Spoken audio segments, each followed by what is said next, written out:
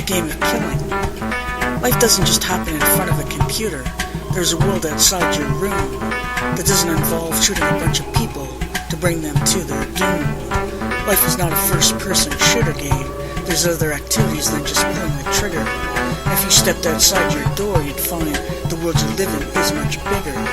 5 to 8 hours in front of a screen will just brainwash your mind and cloud your thinking, and the only exercise you'll get is pushing the controls and then occasionally blinking. It's like you've been stupefied into a trance.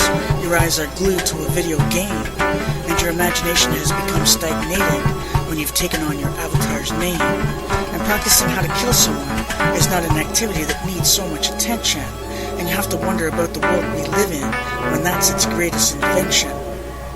And is that really what we want to do? Teach our children how to shoot people down? So killing becomes the game they play in a life that's violence bound.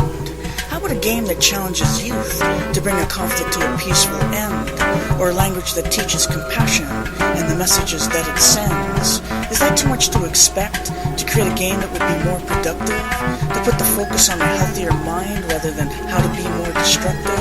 And what's the connection between Call of Duty and those who massacre innocent kids? When people spend all day practicing to kill, is there any point in taking bids? How long before the game doesn't suffice and they point their guns at people who are living, when kids spend more time playing the game than on the education we are giving?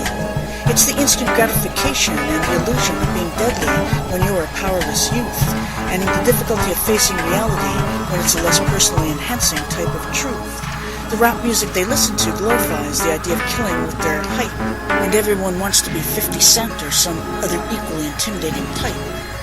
The music sells them the notion that violence is the only road to the power they seek, and choosing a healthy path or some other course of action will only make them all weak. We're creating a generation so heavily defended from their attacks on each other, when even social media just becomes another way they can denigrate one another. And where are the lessons of peace, compassion, and generosity in this world? We're raising kids on electronics, and it will be a flag of hate that is unfurled. Where the only place kids meet is online playing shit to kill, and the only connection they have to each other just becomes another bitter pill. When websites are popping up where you can denigrate other kids at school, so the world of social media just becomes another type of aggressive tool. But kids choose to kill themselves because they can't take the public ridicule. They're tired of being isolated because other kids don't think they're cool. And if the kids can't use media in a healthy way, why do we continue to let them use it? Is it because there are electronic babysitters that we allow them to abuse it? A kid physically attacks another kid at school because she talked about her ex-boyfriend.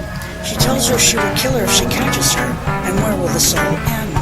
Well, the guys are trying to out-tough each other by playing a game of deadly stare-down, like they all belong to some deadly street gang and it's the other kid they're going to tear down.